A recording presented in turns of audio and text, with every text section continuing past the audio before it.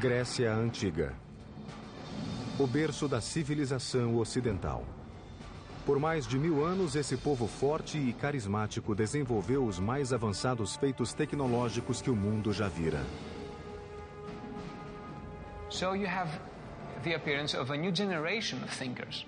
And you have a reason to build things, to understand nature, to create technology. Obras de engenharia tão impressionantes que os povos antigos acreditavam que haviam sido construídos pelos deuses. One thing that we should really wonder is how on earth these people managed to lift these truly huge, gigantic stones. Essas maravilhas tecnológicas foram estimuladas por líderes cuja sede de grandeza uniu um povo e os lançou às alturas de um império.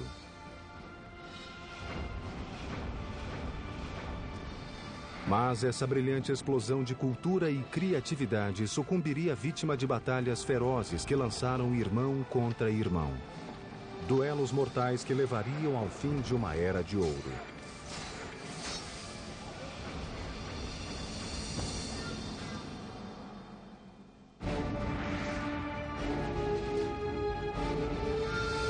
Construindo um império. Grécia. Setembro de 480 a.C. Amanhecia na ilha de Salamis e sobre o estreito canal que a separava da Grécia. O mar calmo não dava sinais da grande batalha que estava prestes a começar ali. Mas no fim do dia o Mediterrâneo estaria vermelho, tinto de sangue. Em jogo, nada menos do que o futuro e a independência da Grécia, um país de ilhas e cidades-estados que estava fora do alcance do maior império do mundo conhecido, a Pérsia. Persia was the world superpower of its day, enormously wealthy, enormously self-confident, the greatest multi-ethnic, multicultural empire the world had seen.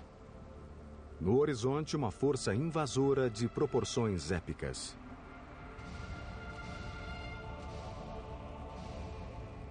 ...700 navios com 150 mil guerreiros determinados a anexar a Grécia ao seu império. Mas um grego estava alerta e pronto para a batalha. Seu nome, Temístocles, um almirante e político ateniense que há anos se preparava para esse momento. But going up against Persia, the world's greatest superpower of the time, would be no day at the beach for Themistocles. Hello, I'm Peter Weller. First of all, the Greek naval fleet was outnumbered 2-1. Second of all, Themistocles faced the almost insurmountable problem of trying to unite a completely disparate and contentious group of warriors into one command. You see, the good news about the civic development of ancient Greece was the city-state. Each of these city-states was sort of a self-contained, self-reliant mini-country within Greece. But the bad news about the civic development of ancient Greece was the city-state.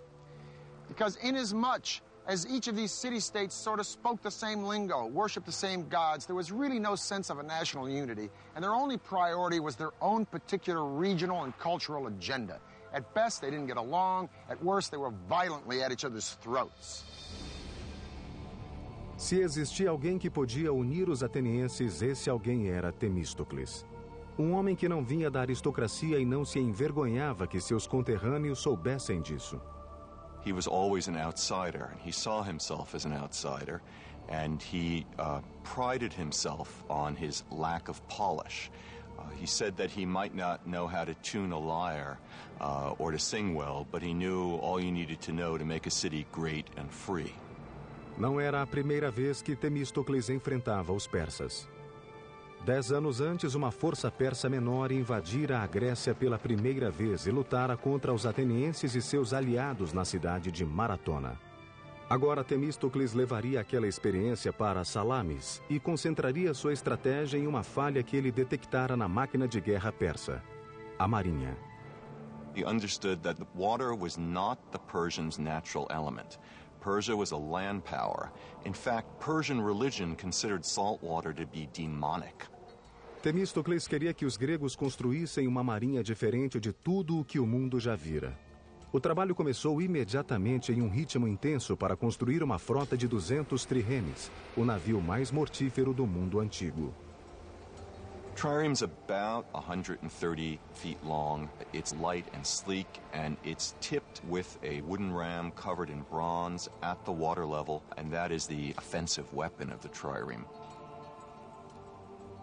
Might think of the trireme actually as a guided missile. O trireme consistia de 170 remadores em 3 níveis separados. 62 no nível mais alto, 54 no meio e 54 no mais baixo. No nível mais baixo, os remadores sentavam-se tão baixo no porão do navio que seus remos ficavam a apenas 45 centímetros acima da linha do mar.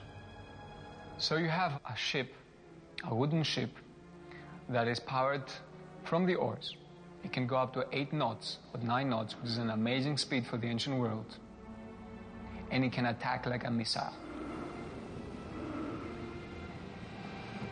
And the rowers, of course, have to learn how to work as a team. They have to learn to row together in unison, which is an easy thing to begin to do, but a very difficult thing to master. A frota de triremes de Temístocles ficou pronta em poucos anos e no tempo exato. Na primavera de 480 a.C., a Pérsia lançou um maciço ataque contra a Grécia.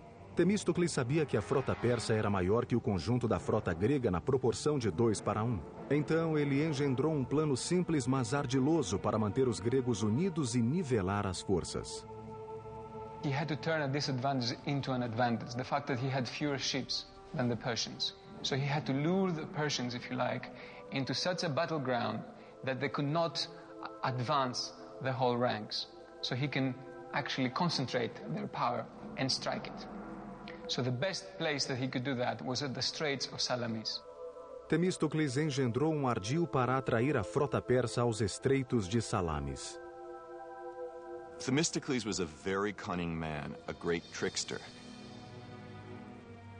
Themistocles knew that the Persians preferred to win battles through diplomacy, through intimidation, and through buying traders.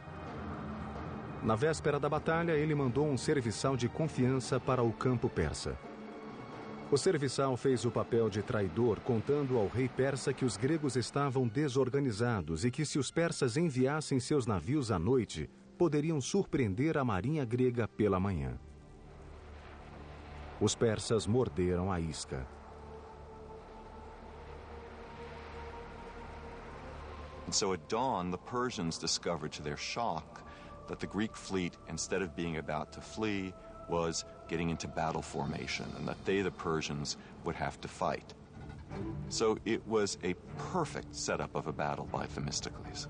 200 triremes, movidos por 34.000 remadores gregos, se dispuseram em linha, não cedendo espaço para os persas manobrarem nos estreitos. A armadilha funcionou perfeitamente. Os ataques se mantiveram pelo dia todo. Os triremes gregos cercavam os navios persas e depois arremetiam com suas vigas dianteiras. And the Persian officers died in unusually high proportions. A batalha foi tão confusa, caótica e apavorante que ao fim do dia os gregos sequer tinham certeza de terem vencido. Mas os milhares de cadáveres inimigos nas praias de Salamis revelavam uma decisiva vitória grega. Algumas fontes históricas afirmam que os persas perderam 200 navios e os gregos 40. Os persas que não tinham se afogado eram mortos por soldados gregos que esperavam na praia.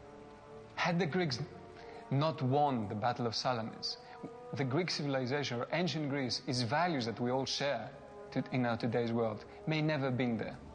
Após a formidável vitória em Salamis, Temístocles foi aclamado herói.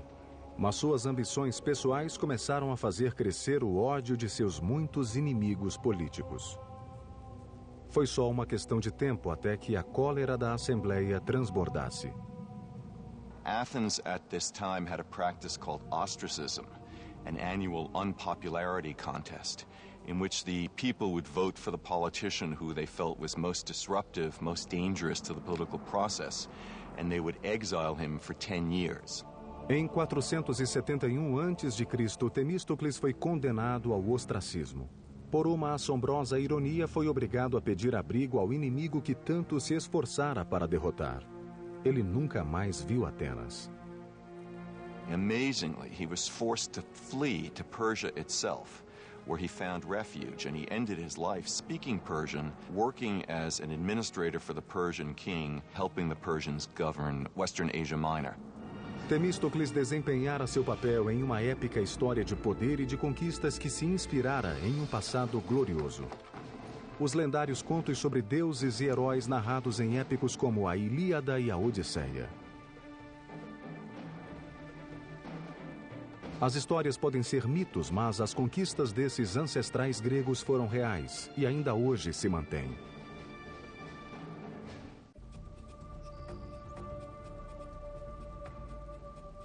Por volta de 1300 a.C., um povo que falava uma forma antiga da língua grega habitou grandes porções da Grécia. Eles eram conhecidos como micênios e durante anos suas guerras e escândalos, proezas e conquistas foram matéria-prima de lendas e estabeleceram os alicerces da civilização grega.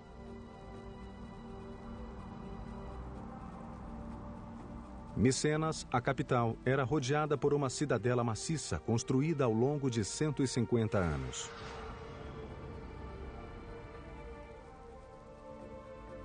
De acordo com o mito, nesta cidade os micênios foram liderados por um rei chamado Agamenon, cujas lutas épicas foram registradas pelo poeta Homero no século VIII a.C. em duas das narrativas mais famosas da história, a Ilíada e a Odisseia. So, the Iliad was something like the Bible for ancient Greeks. It contained a moral story. It told you how you should live. It described gods, it described religion, but also described people. It described situations. It gave ideals that you should look upon. As narrativas da Ilíada e da Odisseia tornaram-se famosas. O sequestro de Helena por Paris, os 10 anos do cerco infligidos por Agamenon a Troia, e o gigante cavalo de madeira utilizado pelos gregos para entrar em Troia e destruir a cidade. Embora as proezas de Agamenon durante a Guerra de Troia tivessem sido heróicas, seu retorno a Micenas não teve uma recepção muito calorosa. Ele foi assassinado pela própria esposa.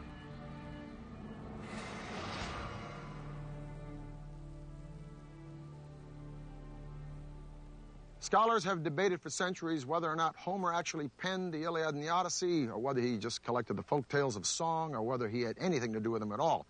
But if the ancient Greeks came back today, they'd scoff at this pithy harangue.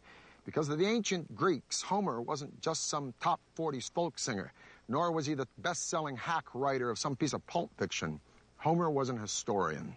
And these legends weren't the bedtime stories to be whispered to the kiddies before the oil lamps were blown out. These were accountable facts.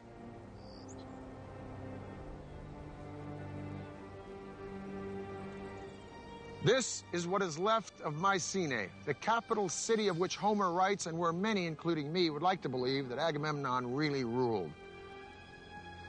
These ruins show us that not only were these early Greeks master builders, but they were capable of some amazing engineering feats. As you approach Mycenae, first thing, of course, that you will see is the fortification walls, which are very impressive. And immediately you have this feeling of awesome. Os muros da cidadela de Micenas são formados por blocos de pedra e cada um pesa cerca de 10 toneladas. Foram dispostos com tal precisão que cada pedra se encaixa perfeitamente no bloco adjacente. Mas, como vista inspiradora, nada em Micenas chega perto da colossal entrada principal da cidadela, o Portal do Leão. This is the Lion's Gate, the main gate to the citadel of Mycenae. It is one of the most stunning structures of all of early antiquity. It is an imposing piece of symbolism. It is an imposing piece of engineering. 2 lions standing fully upright, their paws on the base of a column. Their heads, which are missing, would be turning outward. Anybody approaching this gate would know that Mycenae stood for one thing: power. Structurally, the gate looks to be a standard engineering practice of post and lintel construction. These vertical elements here, these massive piers, are the posts supporting the lintel, the horizontal element, which weighs about 12 tons. But it is above the gate where the lions live that the engineers took it one step further. If you look at this triangle of indented stones right by the lions, it develops an element that we call the corbelled arch.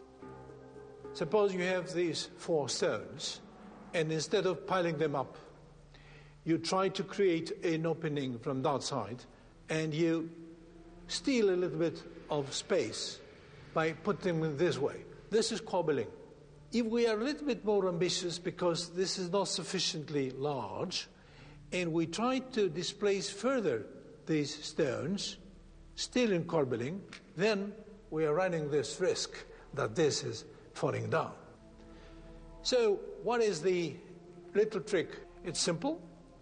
You start putting counterweight behind each of these corbelled stones.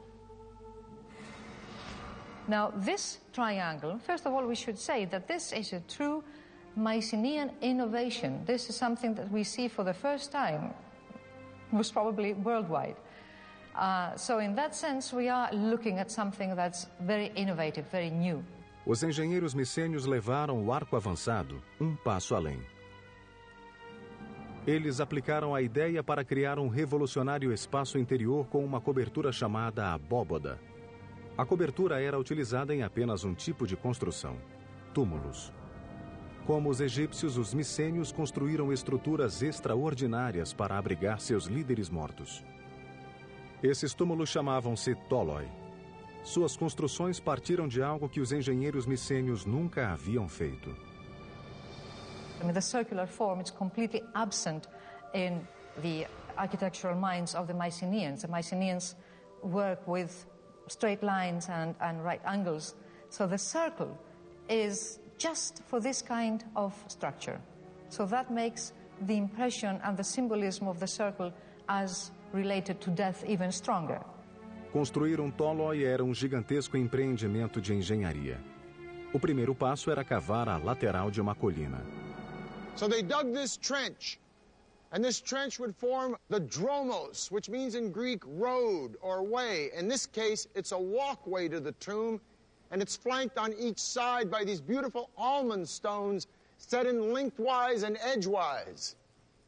Now, 3,200 years ago, in 1200 BC, a visitor approaching would walk down this dromos, and then he would be confronted by an unbelievably magnificent and stunning sight, this massive doorway. The doorway would be flanked by 2 fantastic columns carved out of solid green marble with zigzag and spiral designs going all the way up. Each one of these massive stones is 2.5 feet tall, and there are 33 rings of these stones laid out in a conical shape.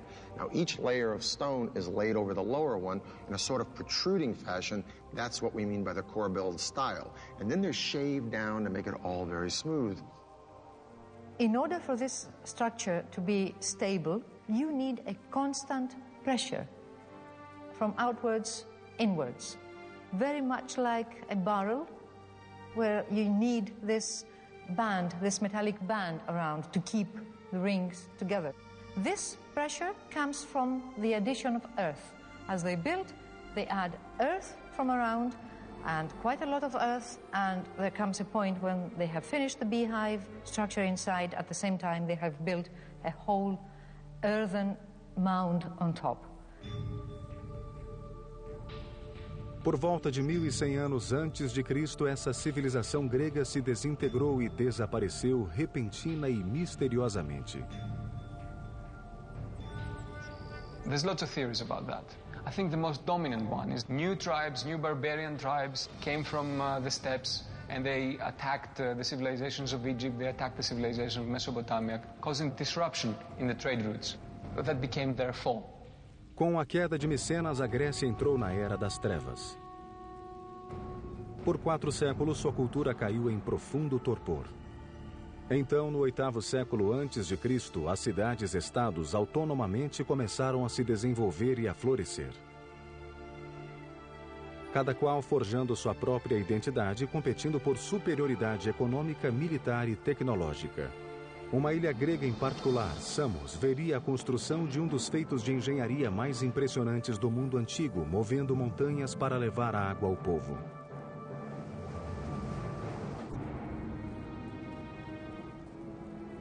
Esparta, Atenas, Corinto, Tebas. Estas são apenas algumas das mais de 100 cidades-estados que emergiram por toda a Grécia 400 anos após o desaparecimento da civilização micênia. Antes do advento da democracia na Grécia, muitas dessas cidades-estados eram lideradas por um único governante, chamado de tirano na Grécia Antiga. Por volta de 540 a.C., um tirano chamado Polícrates governou a ilha e cidade-estado de Samos, no mar Egeu Oriental.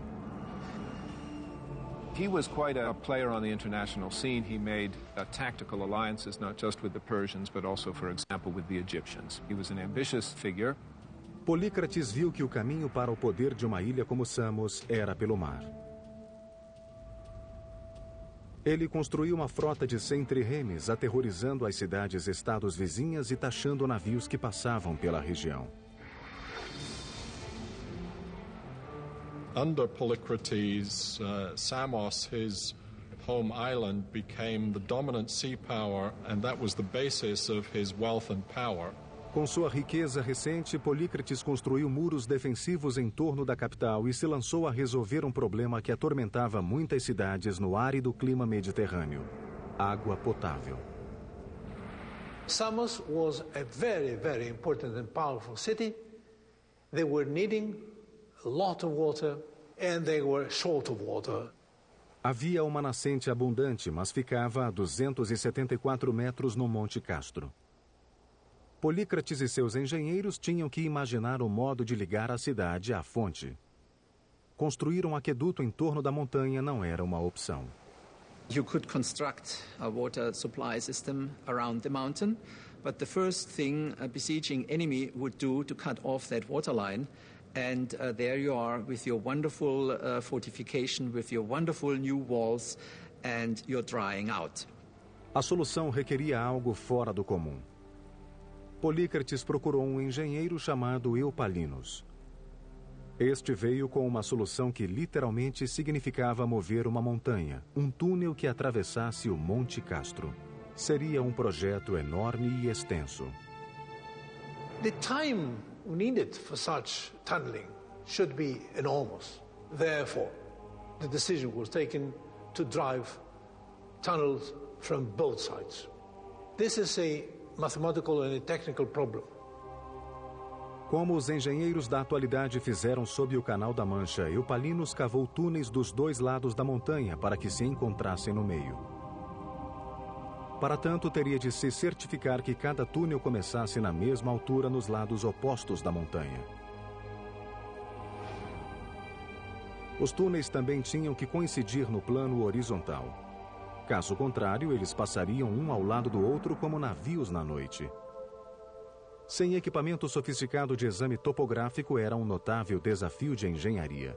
A teoria envolvia uma caminhada curta em torno de uma grande montanha.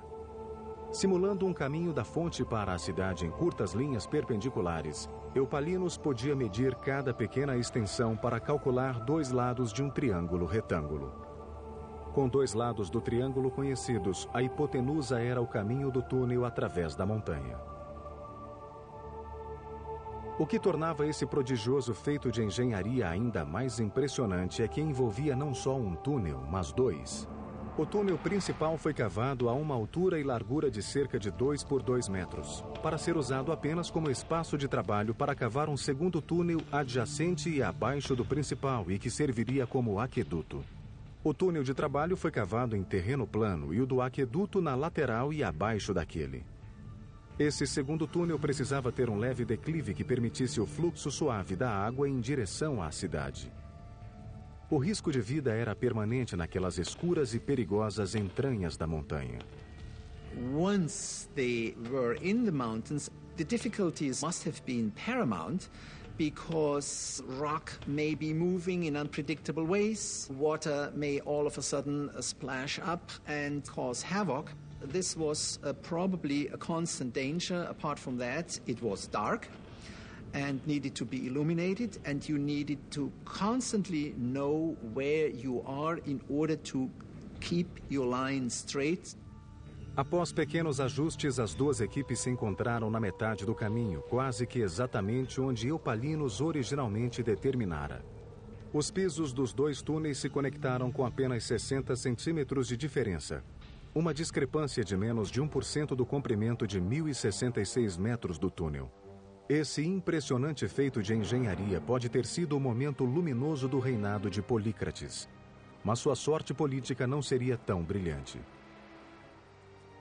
The Persian governor on the coast of Asia Minor decided that that degree of autonomy that Polycrates enjoyed was unsuitable to the development of Persian power, and he was arrested and brutally tortured and crucified. Polícrates foi apenas um entre muitos tiranos que governaram as cidades-estados da Grécia Antiga entre 800 e 500 a.C. O poder de poucos sobre muitos era a única forma de governo que os humanos conheciam. Mas isto estava prestes a mudar. A cidade-estado de Atenas mudaria o curso da história. O líder visionário que faria isso acontecer se chamava Péricles. Seu legado seria um monumento eterno da Acrópole ateniense que se ergueu acima das nuvens. Um impressionante exemplo de precisão de engenharia chamado Partenon. Em 480 a.C., quando Temístocles derrotou os persas na Batalha de Salamis, ele salvou não só Atenas, mas também sua jovem democracia que nascera há 25 anos. Para Atenas, a época do governante único acabara. Atenas era rica em poder militar, tesouros, tecnologia e ideias. Estava pronta para sua época de ouro e um homem a conduziria até lá. Seu nome era Péricles, um intelectual democrata e esclarecido que apoiava as artes. Mas Péricles também expandiria o poder ateniense através de outros meios, inclusive ameaças, suborno e força bruta. Pericles came from one of the old aristocratic families of Athens, so he came from the kind of family background in which a career of political and military leadership was expected. Sua escalada ao poder começou quando foi eleito, ainda jovem, para o posto de estrategos, em um grupo de 10 homens que comandavam o exército e definiam a política externa. Político nato e talentoso orador, Péricles logo se tornou o estadista mais influente e poderoso de Atenas. Pericles was the typical political animal, if you like. This guy was a politician. He was able to speak and convince. He was completely dedicated to what he did. Péricles tornou-se líder de Atenas em 461 a.C. Graças à frota de triremes que Temístocles construíra, a marinha ateniense manteve-se insuperável no Mediterrâneo Oriental. Mas, apesar da derrota do Império Persa em Salamis, sempre pairava a ameaça de uma outra invasão. Em 478 a.C., Atenas e as cidades-estados do Egeu formaram uma aliança de defesa mútua chamada Liga de Delos, a versão da OTAN do mundo antigo.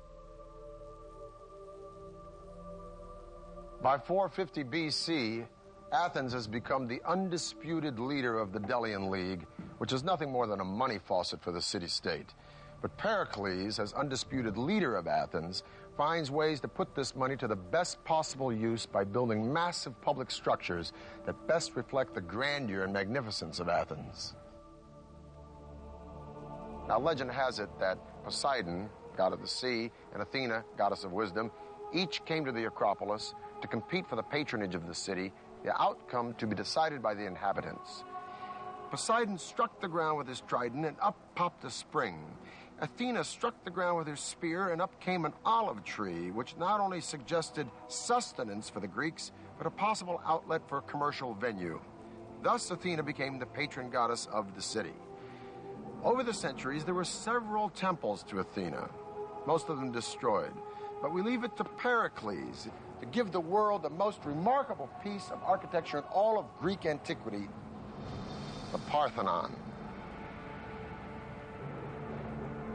Péricles decidiu reconstruir o Partenon na Acrópole, usando as fundações de um antigo templo de Atena. Foram necessários milhares de trabalhadores e hábeis artesãos para criar esse templo magnífico. Custou mais do que qualquer outra edificação projetada pelos gregos, 30 milhões de dracmas, o equivalente a bilhões de dólares.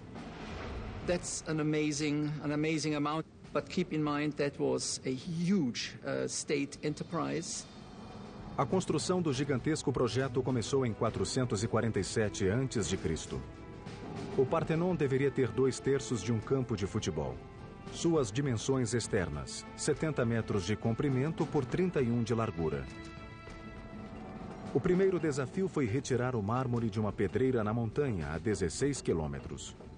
Ao todo, seriam necessárias 30.000 toneladas da delicada pedra branca. Na pedreira, os trabalhadores usavam as fendas naturais para retirar da montanha blocos gigantescos de mármore. The first step is to locate these cracks and calculate if this piece of marble is sufficient for my specific purpose. The second step is to put within these cracks both horizontal cracks and vertical cracks, wedges, iron wedges. Why? Because an enormous energy was given by hammering all these wedges simultaneously, so that the brittleness of the material makes further cracking. Com os blocos gigantes prontos, grupos de homens usavam alavancas, cordas e roldanas para manobrar o mármore e prepará-la para o transporte até a Acrópole. Acidentes eram frequentes. There was an enormous risk that this big block would slide further on, killing people underneath. Cortar e transportar o mármore da montanha foi apenas metade da batalha na construção do Partenon. Os engenheiros agora tinham que responder à questão: como levantar aqueles monstros de mármore de 10 toneladas e erigir o maior templo que o mundo já vira? Julho de 447 a.C. A construção de um magnífico templo começou na Acrópole ateniense. O Partenon era o grande projeto de Péricles, um líder dinâmico e ambicioso que levaria Atenas a uma idade de ouro jamais vista na Grécia Antiga. It was a statement. We are the most powerful city. We are the cauldron of democracy and free thinking. We have the best people, we have the best army, the best navy. We are the leaders. O Partenon diferia da maior parte dos templos da época, que consistia de uma construção hexastilo com pórtico de 6 colunas e 13 colunas laterais. O Partenon seria um octoestilo com 8 colunas por 17. That makes the building very different because they all have basically the same proportions. When you make them larger, you simply scale up everything. To make it wider was to give it an extra dimension. As colunas forneciam um apoio principal para a estrutura. Cada coluna consistia de 11 tambores empilhados uns sobre os outros. Como eram esculpidos, se encaixavam perfeitamente quando colocados em coluna. Para isso, o topo de cada tambor era dividido em 4 círculos concêntricos, com cada anel aplainado ou não, dependendo da intensidade necessária de fixação para se encaixar com o tambor seguinte. No centro de cada tambor, os pedreiros abriram um entalhe retangular de 15 centímetros de área e de 7 a 10 centímetros de profundidade. Depois, os carpinteiros inseriam cavilhas nos entalhes que serviam para alinhar e centralizar com o tambor de cima. O desafio seguinte era levantar os pesadíssimos tambores, sobretudo os das seções mais altas. Uma única coluna do Partenon pesa entre 63 e 119 toneladas. A crane is an extremely simple device. You have just a boom, and then you have a series of pulleys, which, as we know, just give you the possibility of taking up a weight of, say, 10 tons by pulling down only 100 kilos. Os engenheiros prendiam a pedra no guindaste de várias maneiras. O método mais utilizado era amarrar a ponta da corda na parte superior de um gancho de metal em S, firmar as cordas mais curtas na parte inferior do gancho e laçá-las em pequenos botões que eram deixados em bruto no mármore precisamente com esse objetivo. Normalmente eram deixados 4 botões no tambor ou no bloco de pedra, distribuindo uniformemente a força necessária para içar o objeto. As paredes dos espaços interiores deveriam ser colocadas com muita precisão, pois os construtores gregos não usavam argamassa. Para manter unidas as extremidades de cada bloco, os construtores cavavam as laterais com um desenho em T duplo. Depois inseriam bastões de ferro para mantê-los unidos. Com as colunas e os blocos em posição, os botões utilizados para içá-los eram tirados e as marcas aplainadas. There's a saying that there are no straight lines in the Parthenon. Now, what's meant by this is that the architects incorporated a series of sort of optical illusions when they built it. It starts with the stairs, goes up through the columns, all the way up to the top of the building, the pediment, that triangular element at the top. So let's take a look at the stairs. They seem to be straight, but no, closer look, they bow in the center and they go back down at the end. Now this conceit, if you will, continues right up to the columns. This column is of the Doric order. There's no base. It seems to grow right up out of the stone. Each column has 20 flutes, which makes the column sort of undulate as you look around it. And then the column bows out in the center and bows back up at the top. This is a process called entasis. Such long lines, which are more or less at the level of your horizon, tend to curve. So in order to extinguish this effect, they curve them the other way. So the result, again, is more harmonious and you see it as being straight. Because if it was all straight, perfect, right angles, then you will see it like that. A principal função do Partenon era dar abrigo à monumental estátua de Atena. Parthenon was an extremely expensive building, but the statue inside of it was almost equal in cost to the building itself, if not even more expensive. Athena's statue was about 10, 11 meters high. That means 32, 35 feet or so. And it was of the materials gold and ivory. Centenas de escultores criaram figuras que pareciam vivas, o que demonstra que havia talento não só na construção. O trabalho mais famoso na decoração do templo é o friso que corre nas paredes internas. Foi esculpido em baixo relevo, com as figuras muito próximas do plano de fundo. Retrata a Panateneia, uma celebração à deusa Atena realizada a cada 4 anos. What survives on the side of the Parthenon today are the white marble remains of the building. In antiquity, not only the sculptures, but also many other parts of the building were richly decorated with paint. Porém, nem todos os cidadãos ficaram encantados com o Partenon. Alguns consideravam o projeto de estimação de Péricles horrível e um simples monumento à sua própria glória. Now, many Athenians hated the Parthenon, the temples. They thought it was disgusting. They thought it was terrible. Plato didn't like it at all.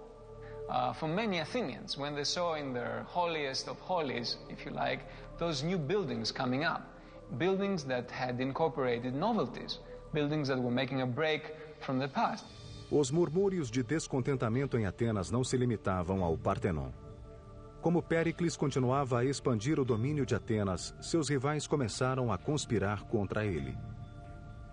Em pouco tempo, começaram a lançar ataques aos seus aliados.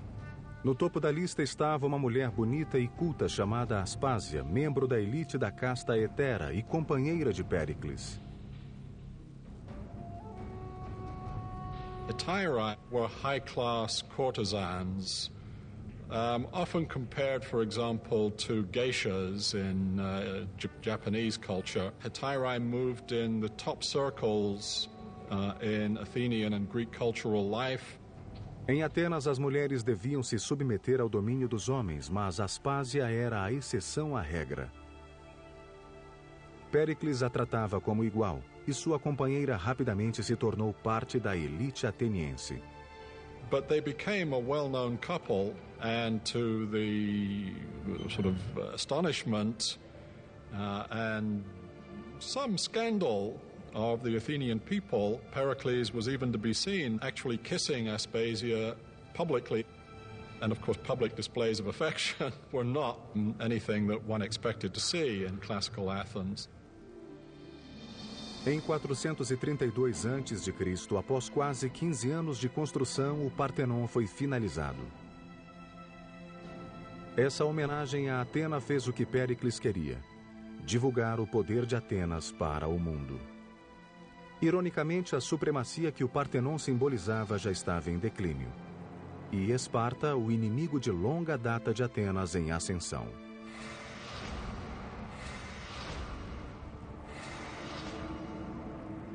Once Athens had established this great alliance system, or as some people put it, this Athenian empire, and arguably that's what it became, the Spartans began more and more to look askance, as it were, at the Athenians, and eventually, by the 430s, to feel threatened by the Athenians. Em 431 a.C., Esparta atacou Atenas. Durante 2 longos anos, Atenas resistiu ao cerco de Esparta, mas a luminosa cidade de Péricles estava prestes a sofrer o ataque de um inimigo invisível. After a couple of years, because of the overcrowding in the city of Athens, disease that seems to have come originally from the Near East attacked the Athenian people. It's known as the Great Athenian Plague. Large numbers of Athenians died in this plague. Péricles, então, com mais de 60 anos, sobreviveu à peste, mas estava fisicamente debilitado e sobre ele pesava a culpa pela desgraça da cidade.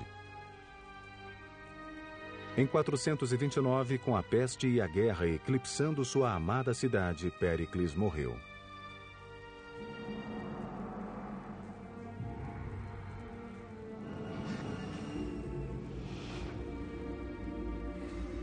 O conflito sangrento entre Atenas e Esparta, conhecido como a Guerra do Peloponeso, continuou por mais 25 anos.